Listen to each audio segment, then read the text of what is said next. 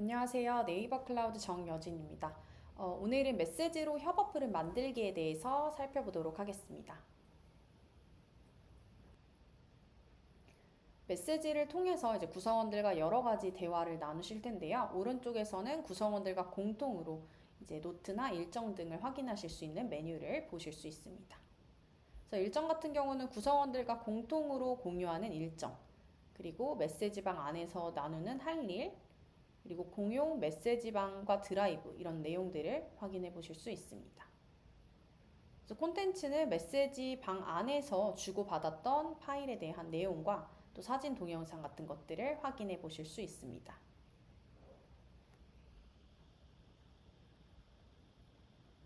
메시지의 더보기 버튼을 클릭하셔서 이전 대화 공개 버튼에 대한 설명을 드리도록 하겠습니다.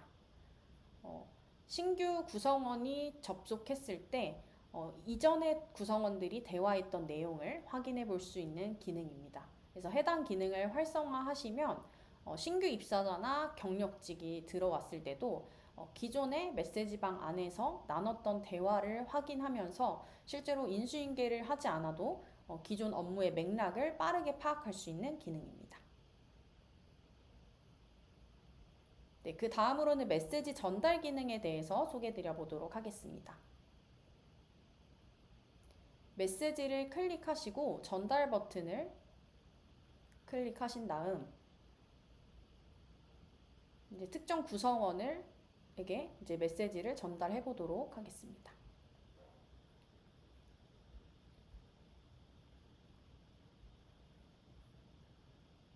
그러면 이제 메시지 안에서 나눴던 대화의 원문 내용을 그대로 다른 구성원에게 전달해 보실 수 있는 기능입니다.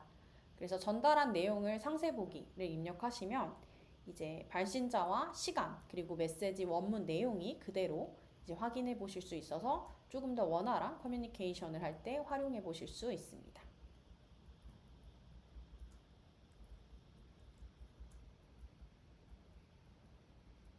네, 그 다음으로는 할 일 설정하는 기능에 대해서 설명해 드리도록 하겠습니다.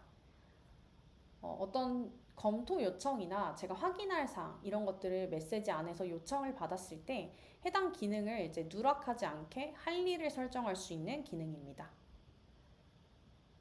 그래서 할 일에 대한 내용과 실제로 이 업무를 처리해야 하는 기한 같은 것들을 설정하고 이 업무에 대한 담당자 같은 것들을 지정해서 이제 그룹 메시지방 안에 있는 구성원들이 이제 체크해야 할 일들을 별도로 관리하실 수 있는 기능입니다.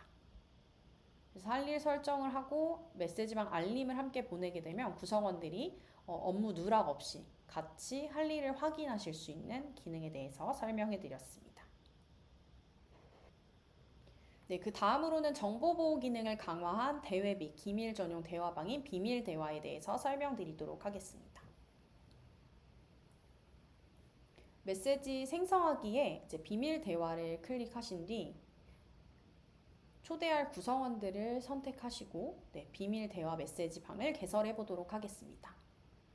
그래서 메시지 방에 대한 이름과 메시지 자동 삭제 버튼을 클릭하시면 해당 대화방에 있는 메시지를 이제 자동 삭제할 수 있는 기간 설정과 내용에 대한 동의를 클릭하시면 비밀 대화방을 개설하실 수 있습니다. 비밀 대화방은 이제 외부로 유출되어야 하지 않는 정보나 어떤 기밀상 이런 것들은 비밀 대화 메시지방 안에서 대화를 이뤄내시고 그 뒤에 이제 자동으로 빨리 삭제되는 특징을 가진 메시지방입니다. 그래서 민감한 사안 같은 경우는 비밀 대화 메시지 방 안에서 대화를 이루시고 오랫동안 보관돼야 된다라는 그런 대화는 일반 메시지 방 안에서 이제 구성원들이 대화를 이루실 수 있는 특징을 가진 메시지 방입니다. 그래서 뭐 안건이나 내용별로 각각의 특징에 맞는 메시지 방을 활용해 보실 수 있습니다.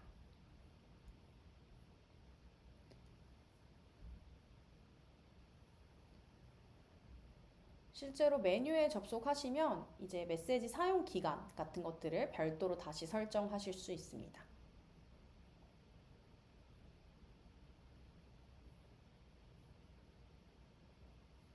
그리고 비밀 대화 메시지 방 등의 별도 탭을 통해서 메시지 방들을 확인하실 수 있고요.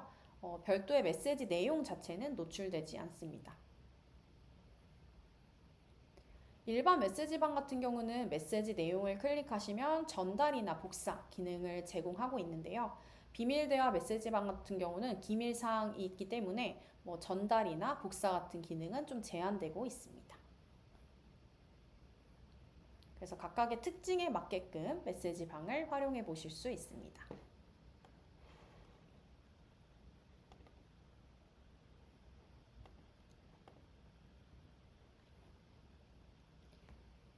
네, 그 다음으로 쪽지에 대한 기능 설명드리도록 하겠습니다. 받은 쪽지, 보낸 쪽지, 보관함 같은 내용으로 이제 각각의 쪽지 내용들을 구성하실 수 있고요.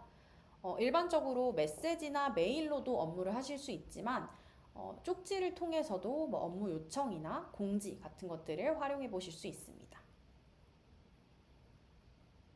그래서 메시지는 즉각적인 반응을 해야 된다라고 하면 이제 쪽지 같은 경우는 확인한 시점에 답변이나 이런 것들을 좀 자유롭게 하실 수 있는 형태의 특징이 있습니다. 그리고 메일처럼 마찬가지로 파일 첨부나 첨부된 파일을 확인해서 답변하는 이런 것들이 가능하기 때문에 조금 더 원활하게 업무하실 때 활용해 보실 수 있는 기능입니다. 그리고 답장을 보낼 때 기존의 이력도 같이 확인하실 수 있기 때문에 해당 내용을 확인하고 실제로 피드백이나 이런 것들을 보내기 통해서 쪽지를 활용해 보실 수 있습니다. 그래서 해당 내용에 대한 피드백을 입력해서 보내기를 클릭하시면 이제 다른 구성원들도 즉각적으로 쪽지 알림에 대해서 받으실 수 있고요. 쪽지는 30일 이후에 삭제가 되기 때문에 중요한 내용 같은 경우는 보관 기능을 통해서 보관함에서 내용들을 확인하실 수 있습니다.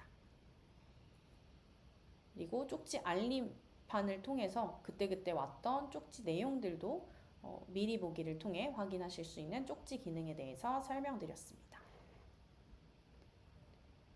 네, 그 다음으로는 구성원들의 의견을 취합할 수 있는 설문 기능에 대해서 소개드리도록 하겠습니다.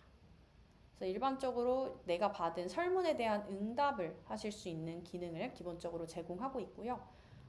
그 외에도 여러분들이 직접 설문을 구성하는 내용을 확인해 보도록 하겠습니다.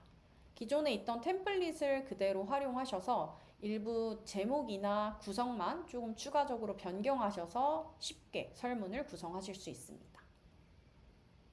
그래서 기존에 있던 구성들을 그대로 활용하시거나 아니면 새로운 구성 추가 버튼을 클릭하셔서 서술식 혹은 날짜 이런 다양한 형태의 설문 문항을 구성하실 수 있습니다.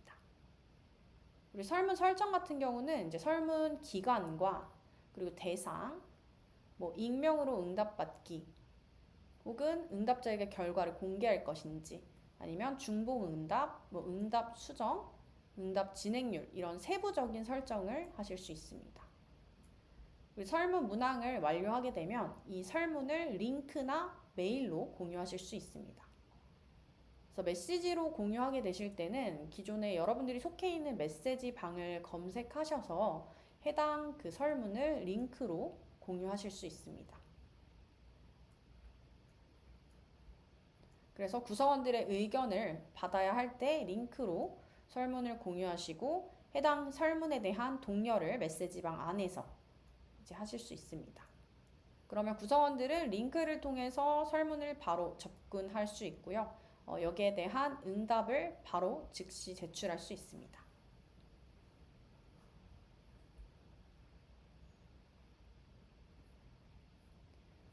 그리고 내가 만든 설문 메뉴에 접속하셔서 해당 설문에 대한 결과를 또 바로 보실 수 있습니다.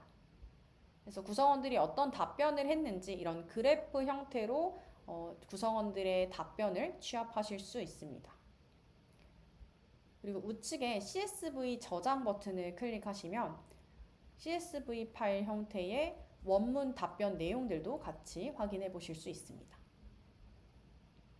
그래서 여러분들이 별도의 보고서 작업을 하시거나 통계 같은 자료를 구성하실 때는 이 해당 CSV 파일에 있는 답변 내용을 활용해 보실 수 있습니다.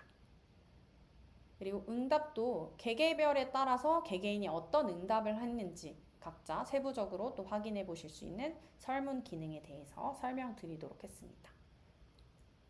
그래서 오늘은 메시지로 협업 흐름 만들기에 대해서 확인해 봤습니다. 감사합니다.